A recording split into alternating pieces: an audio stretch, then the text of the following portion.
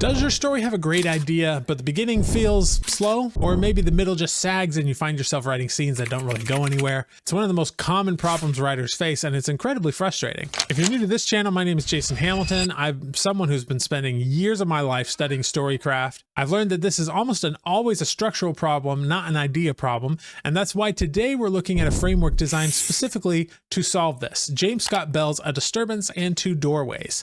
This structure is all about creating immediate, threatening stakes and then using two major decision points to propel your hero straight into the final conflict, with no time for sagging middles. I'm on a quest to cover all of the major story structures for novelists, and if you have one that you want to see explained, just tell me about it in the comments. At its heart, Bell's structure is deceptively simple. It has three core components: a disturbance, a first doorway, and a second doorway.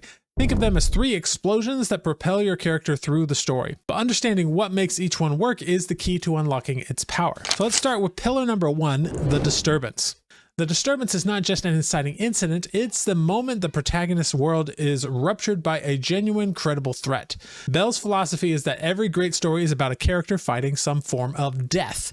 Now, he doesn't just mean physical death. He outlines three types. We have, of course, physical death, the classic life or death scenario. We have professional death, or the threat of losing a career, a calling, or one's place in society. We have psychological death, the danger of losing one's identity, sanity, or the core of who they are. An effective disturbance must threaten your protagonist in one of these three ways. If your character is merely curious about the event, the story has no engine. A strange letter arrives and they wonder what it means. That's not a disturbance. The character can just throw the letter away and go back to watching TV. A weak disturbance lets the character off the hook. A real disturbance hooks them because the consequences of ignoring it are catastrophic. For instance, in The Umbrella Academy, the death of the siblings' adopted father is the initial disturbance. It forces them back to their childhood home. But the real threat is what they discover there, a looming apocalypse. That's not something that you can just ignore. It creates an immediate sense of urgency that demands a response. This is a little bit more than a gentle nudge. It's a violent shove into the story. The disturbance must make inaction impossible, which leads the character directly to the first major choice. So we move now to pillar number two, the first doorway. After the disturbance shatters the protagonist's world, they arrive at the first doorway. This is the point of no return. Once the character walks through this door, their old life is gone forever, and this is where they commit, willingly or not, to engaging with the central conflict. This doorway corresponds to the break between Act 1 and Act 2 in the traditional three-act structure, but Bell is specific about its function and timing. He recommends it happen before the 20% mark of their novel. Why so early? Well, because novel readers need to feel the main action starting quickly to stay invested for hundreds of pages. The first doorway is that moment that the story truly begins. The key here is commitment. The character can't just dip a toe into the water. They have to dive in. In the young adult fantasy Children of Blood and Bone, the protagonist, Zaylee, has to decide whether to trust the gods and try to bring magic back, knowing it will make her a target. Remaining passive guarantees the death of her people's identity, and only by acting, by going through the doorway, does she have a chance at all. The commitment doesn't have to be a heroic one. A character could be blackmailed into action or make a desperate choice out of fear. It doesn't matter why they go through the door, only that they do, and that the door locks behind them. There's no going back to the way things were. This irrevocable choice is what gives the story its forward momentum and keeps the middle from sagging. But that long middle section needs more than just momentum. It needs a turning point. That brings us to pillar number three, the second doorway. The journey between the two doorways is the treacherous territory of Act 2, where your hero faces escalating trials. But it all builds towards the second doorway. If the first door was a commitment to the fight, the second is a commitment to the final battle. But there are no more chances for negotiation, compromise, or escape. Bell describes this doorway as the one that usually leads to disaster. It's often triggered by a massive crisis or setback. The protagonist's plans have failed, their allies may have abandoned them, and everything looks hopeless. This is the classic all is lost moment. The hero is stripped of their illusions and forced to face the final antagonist, often when they feel least prepared. Think of it this way. The first doorway is the character saying, okay, I'll fight. The second doorway is the moment they realize the fight is here now and it's to the death. Psychologically, this doorway collapses all remaining distance between the protagonist and the climax. It makes the final confrontation feel not just exciting, but inevitable. All other options have been systematically stripped away, leaving only one path forward, straight through the fire. So we have a disturbance and 2 doorways, great. But that still leaves about half the book, the infamous middle, to fill. How do you stop it from turning into a long, boring slog between 2 exciting points? Bell provides another crucial tool for this that he calls the mirror moment. The mirror moment happens right at the 50% mark, the structural midpoint of the novel. It's when your protagonist is forced to stop and take a hard look at themselves. They have to confront the question, who have I become, or what must I do to win? It's the story's psychological fulcrum, where the character's internal journey pivots. In a plot-driven story like, say, The Fugitive, the mirror moment is when Dr. Richard Kimball realizes that running isn't enough. Every law enforcement officer is after him.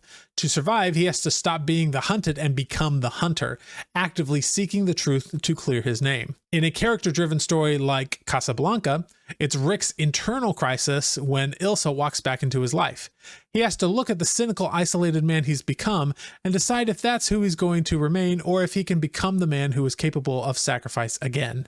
The mirror moment forces a change in strategy or philosophy, re-energizing the plot and giving the second half of the story a new direction. It ensures the character is growing, not just reacting, which is what makes the story resonate emotionally. By the way, if you'd like to learn more about how to use AI as an author-led productivity tool to help you write 12 plus books a year easily, perhaps more, and without compromising your creativity or ethics, check out the Story Hacker Gold group linked in the description. I'm putting together all of these story structures into a resource that we can find there. Lots of stuff happening there that's really useful, so I hope you'll enjoy. Now, to further flesh out the plot, Bell also developed the LOCK system. It's a simple acronym: lead, objective, confrontation, and knockout, or LOCK. You need a compelling lead the reader cares about. That lead must have a clear objective, something that they desperately want. They must face powerful confrontation that stands in their way, and the story needs a satisfying knockout ending. Using the LOCK system alongside the doorways ensures that you have all of the essential ingredients for a story that grips the reader from start to finish. With these tools, the middle becomes the most interesting part of the story, not the part you have to drag yourself through. But where did this framework even come from? The answer lies with the man who created it. James Scott Bell didn't develop these ideas in an academic vacuum. Before becoming a best-selling author and a writing instructor, he was a trial lawyer. That experience profoundly shaped his understanding of story. He saw firsthand how a compelling argument is built, how evidence must be sequenced, and how the structure of a presentation directly impacts an audience, or in his case, a jury. He approached story with the same rigor that a lawyer applies to a case. Bell argued that structure doesn't constrain creativity, it liberates it, and I would agree. He believes many writers fail not from a lack of ideas, but from a lack of a coherent blueprint to assemble those ideas. Structure is the invisible architecture that allows your creativity to shine.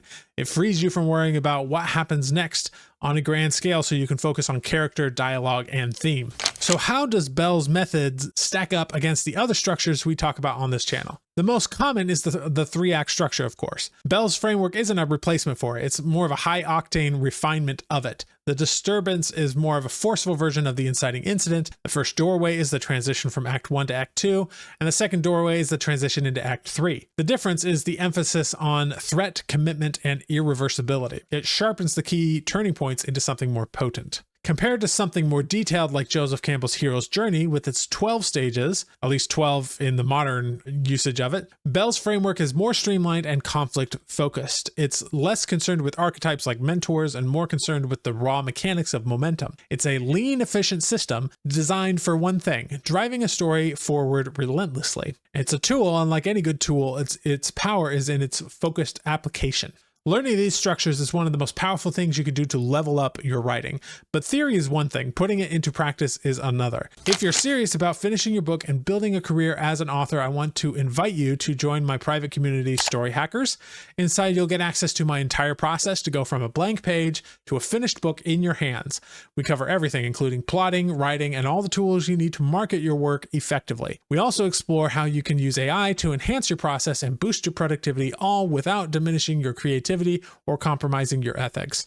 The group includes weekly live calls with me, a library of all my ebooks and audiobooks for authors, and a community of dedicated writers, amazing people to support you. If you're ready to finally get your book done and into the hands of readers, click the link in the description and join Story Hacker Gold today, and I will see you in the next video.